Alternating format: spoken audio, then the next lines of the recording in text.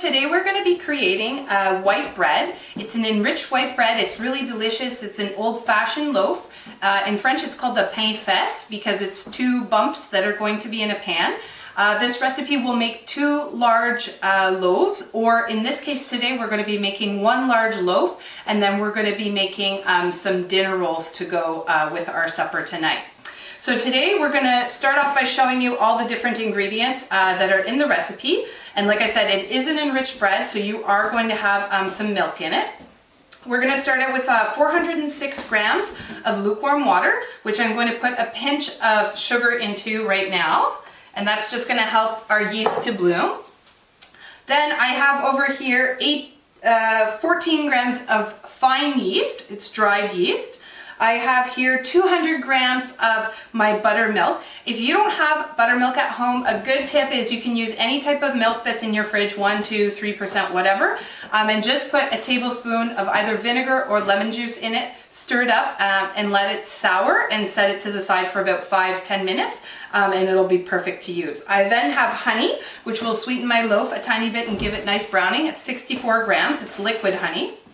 I have in my bowl here 960 grams of all-purpose flour, and then inside my bowl here I have an additional little container, and that's fine salt, and that's 18 grams of fine salt. One of the last things that goes into my dough is a little bit of unsalted butter, and this is about 56 grams of unsalted butter that I have softened here already. Okay, so I'm going to be using my stand mixer today because it is a lot of flour. It's 965 grams, which is basically 2 pounds of flour total. So that makes it a little harder for this to do by hand. You can absolutely do this by hand, and this is kind of like max capacity for a base KitchenAid because it's going to fill the entire mixing bowl here. So I'm going to start first by just placing my flour that I've pre-measured. Obviously you could already do this into your mixing bowl, but for just demonstrating all the different ingredients, I'm going to do that. So I'm going to put my flour in here, and then I'm going to sprinkle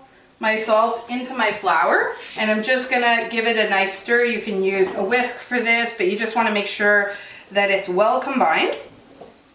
And then I'm going to be placing my bowl on my mixer, and you'll note on my mixer I already have attached my dough whisk. You don't want to use your paddle for this, it'll just get into a really big mix. So you want to make sure that your dough whisk is on and it's in place here. Then I'm going to start by mixing or blooming my yeast. So I have my lukewarm water here. You really want to make sure that it's lukewarm. If it's too hot, it'll kill your yeast. If it's cold, your yeast won't activate. I have my sugar in the bottom here, and I'm just going to sprinkle my yeast on top here, and then I'm going to use, I guess not that whisk there, I'm going to use my whisk and just sort of mix it up a little bit and start to get my yeast to dissolve. I know that this is very active yeast because I've used it within the last few days, but if you're concerned whether your yeast is in fact still active, you want to let this fully bloom so it'll start to foam. That's about 5 or 10 minutes total. So I'm going to make sure that all of my yeast is off the side so that it fully dissolves and that I get it off of the bottom. Then I can take my remaining ingredient that's liquid, and that's my buttermilk here, and I can add it into my yeast and water mixture. And again, I'm just going to give this a good mix. And I'm going to put the dough hook into my flour, and I'm going to make sure that my mixer is locked because this is going to be quite the workout for my poor little mixer here. Obviously, if you have a larger mixer at home, that's ideal. If you have a hand mixer, this is probably pushing the limit. You might want to do this by hand. So I'm just going to start this on low. I do not want to end up wearing my flour. And I'm going to slowly start to add my mixture into my bowl here. I need to give my mixer a tiny minute here to start catching up because, like I said, it is a whole lot of flour. I'm going to continue adding, and when I get down to the bottom bit, I'm just going to give it a good stir again to make sure that all of my yeast is in fact incorporated into my liquid. Be can hear my mixer, it's straining a little bit because it, like I said, it's a lot of good stuff in there. Then I'm going to take a small silicone spatula, and once most of my liquid has gone into my flour, you want to scrape your honey into the bowl. Okay? And we may want to stop this for a second. I'm just going to pull the paddle back. I'm going to take my dough off and I'm going to kind of poke it back in there. And you're going to have to do this probably a few times if you have a small mixer. You just want to make sure you get every last little bit of honey out of there, because it's the honey that's going to give you a really nice color and flavor on your loaf. Just going to tidy up my work area here a little bit. Okay. Now that it's been mixed, I'm going to turn my mixer up a little bit and I'm going to let it start work.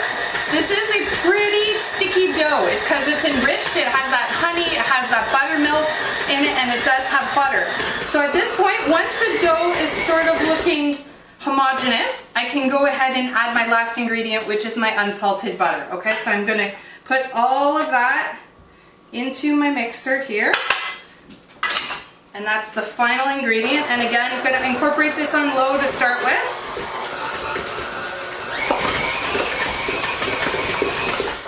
We're just going to try and get the butter in there as it hops out.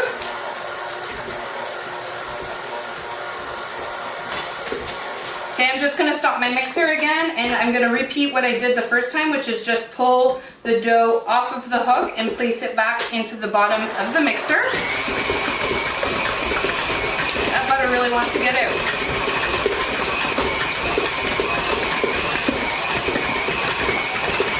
It's doing well now. If you look in the bowl right now at the dough, it's quite sticky looking, okay? And it still really does not look like bread dough at all. Okay, so if I take a look at it, it's going to be quite sticky. You'll see that the sides of the bowl are quite messy, okay? That's totally normal because it's an enriched dough. So you got to let this go for quite a while before the dough starts to come together with the hook. And once it's come together enough, we're going to put it onto a work surface and work it by hand, okay?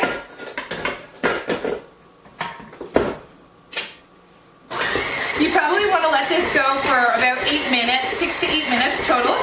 And then once it's all together, then you're going to knead it for probably an additional, 5 to 10 minutes, depending on what your window paning looks like. If you remember last time, we discussed what window paning looked like.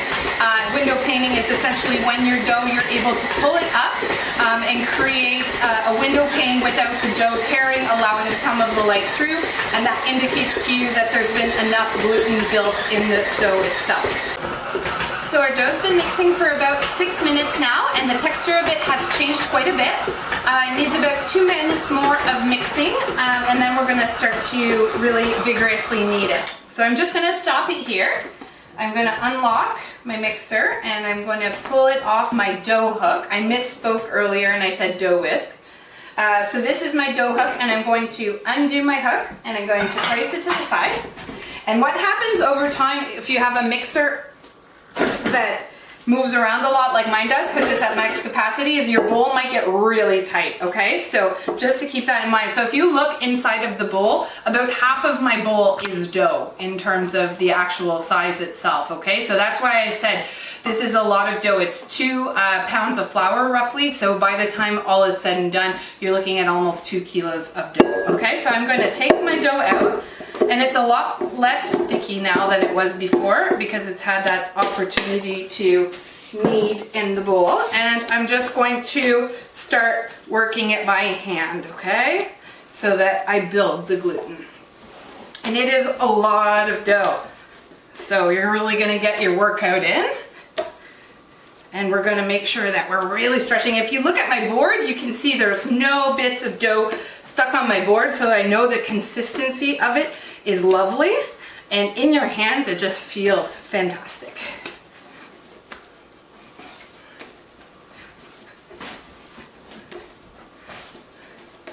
So once we're done kneading this, we're going to put it back in the same bowl that we used for our mixing because it has nice high sides.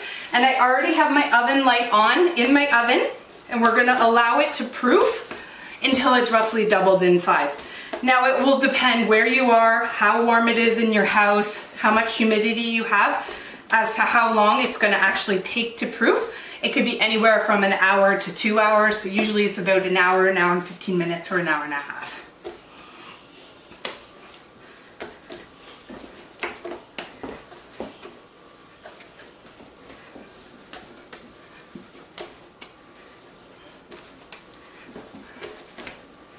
So we're gonna just check to see if it'll window pane now. And if it doesn't, well then we're gonna keep kneading.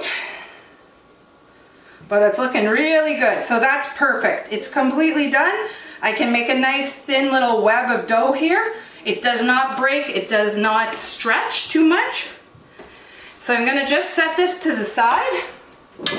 I'm gonna bring my bowl back here. This is pretty clean, your bowl. If you're worried about your bowl, you can always rinse it out.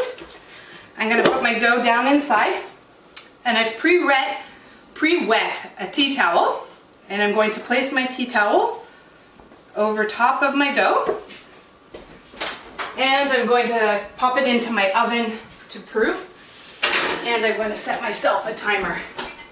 Hey Google, set a timer for an hour and a half. Sure, 1 hour and 30 minutes. Starting now. And we'll come back and we'll shape those into a loaf and buns. So it's been about an hour and 5 minutes now, and I took a peek at my dough and it's actually risen beautifully. So again, remember the variables are whether it's hot and humid. Well, in this case, I have my oven light on, so that's helped our rising a lot, and it's definitely doubled in size. So I'm gonna take my dough out of my oven, and at this point, I'm actually gonna go ahead and preheat as well at the same time. So you can see here then that my dough is now at the top of my bowl. So it's doubled in size.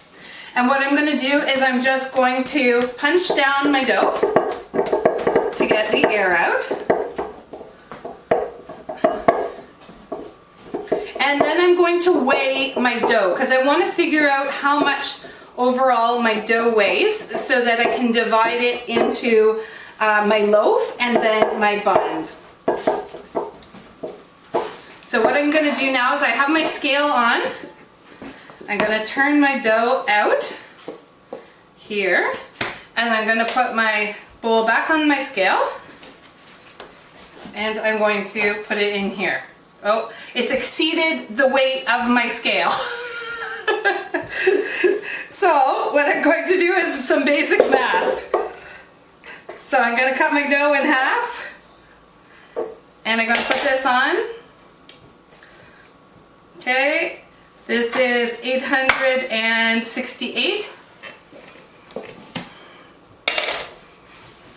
and this is 820. So it's just under 1,700 grams, okay? So it's 1688 total. Okay, so when I'm splitting this in half, then I need to divide, so it's 844 exactly.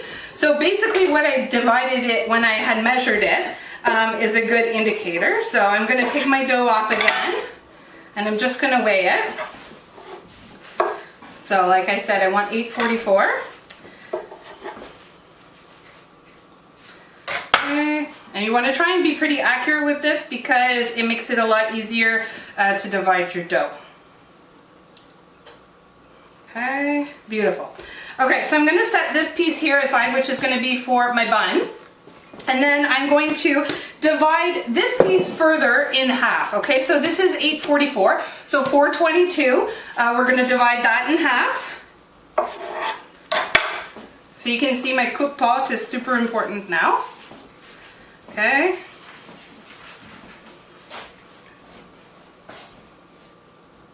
Okay, perfect.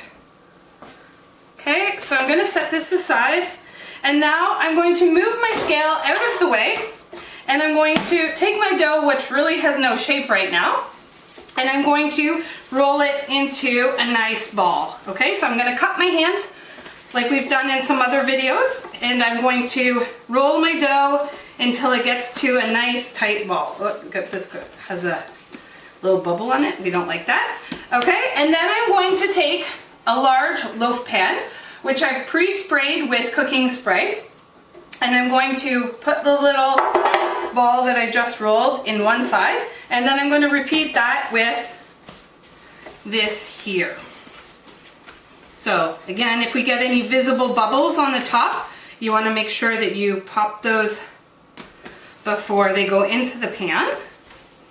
Okay, so we have two nice little blobs in there now, and this will make what is called a pane fesse, or a bun bread. Okay, so as these rise before they go into the oven, so they're going to do a second proofing, they're going to grow slightly, and you want to stop them when they're just below the height of your pan. So they've risen enough, you don't want them to surpass the lip of the loaf pan. That indicates that you've overproofed. So slightly below the loaf pan edge, and once they go into the oven, again, they're going to grow even more. Okay, so I'm going to set these aside on my stove top where it's nice and toasty because my oven is already preheating. And then I'm going to be doing my buns now. So for my buns, I'm also doing the similar process to my loaf. I'm going to be using two little balls. I've pre-greased 12 muffin tins, and each one of my buns is going to be 55 grams. Okay, so again, I'm going to be using my scale here, and so each little blob should be 55 grams or so. Okay, and then you're going to divide your little ball in half, so you should have about 27 or 28 grams for each. Okay. Okay, and then what I'm going to do is the same process, except for I don't need two hands to do this. I'm just going to use one hand, and I'm going to put those two little balls inside each one of the pans. Okay, so you can see in the bottom of my muffin tin here, I have those two little balls, and that's going to be the essential shape of my bun. So I'm going to continue doing this until all of my dough is gone. Okay, and roughly divide this in half, and same thing. Okay, down inside. And continue doing this with the rest. So I've rolled out all my little buns, and it's filled a tray of 12 muffins, and it's also filled an additional mini pan. So this would have made 3 regular rolls beside, but I didn't really want to bake a huge muffin pan. A little bit too accurate apparently with my sizing, so I've made 6 little mini guys here, so they're like little mini bums basically. And basically these are going to go in for all different times, but we're going to allow them all to proof for about 30 minutes. The great thing about these dinner rolls is you could actually brush them with a little bit of fresh garlic and butter, and you would get a garlic butter roll, and you could even sprinkle them with like a little bit of Parmesan cheese if you wanted, and you could then serve that with pasta, which would be a great accompaniment to that. So I'm going to, you wouldn't do that obviously until right before they go into the oven after they finish proofing. So I'm going to take these and I'm going to add them on top of my stove, which is nice and toasty over here with my loaf of bread, and I'm going to allow those to continue proofing now for about 30 minutes, okay? And then when we come back, we're going to pop those into the oven, and then we're going to show you what those look like.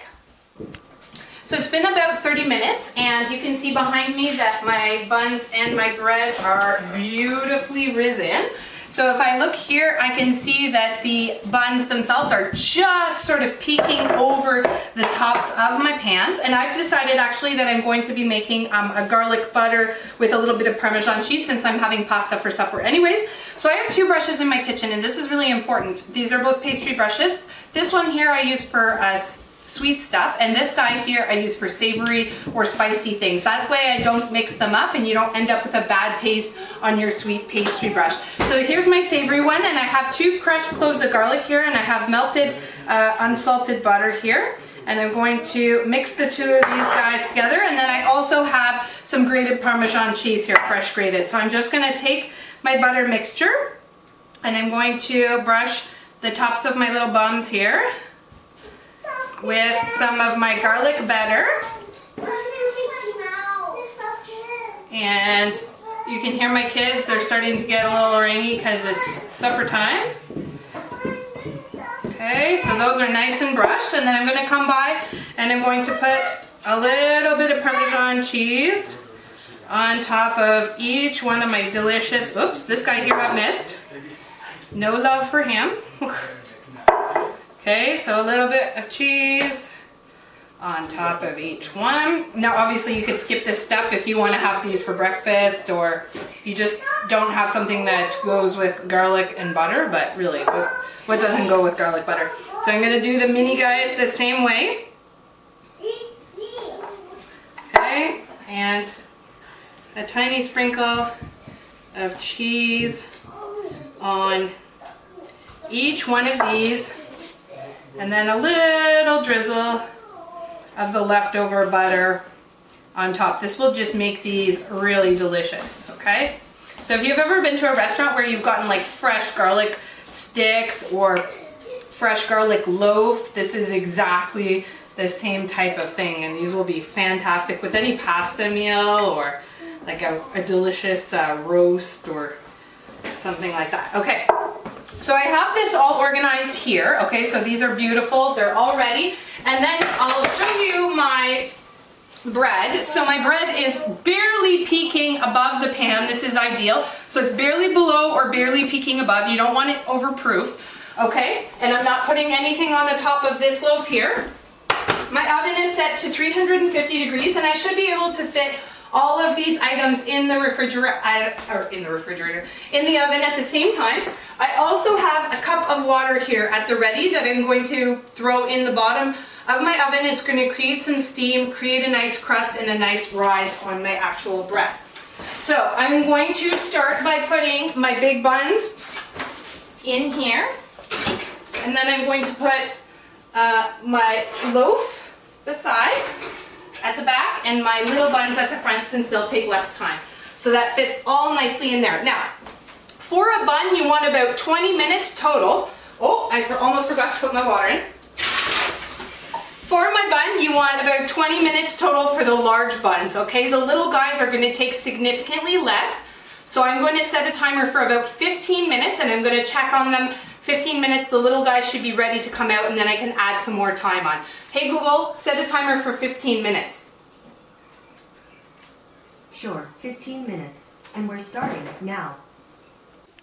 So at 15 minutes, I took a peek in the oven and I noticed that they weren't getting as brown as I had hoped. So I left them in for an additional 5 minutes. So both buns, the larger and the smaller, are ready at the same time. So we're gonna take those out. It's been 20 minutes exactly, and they're beautiful.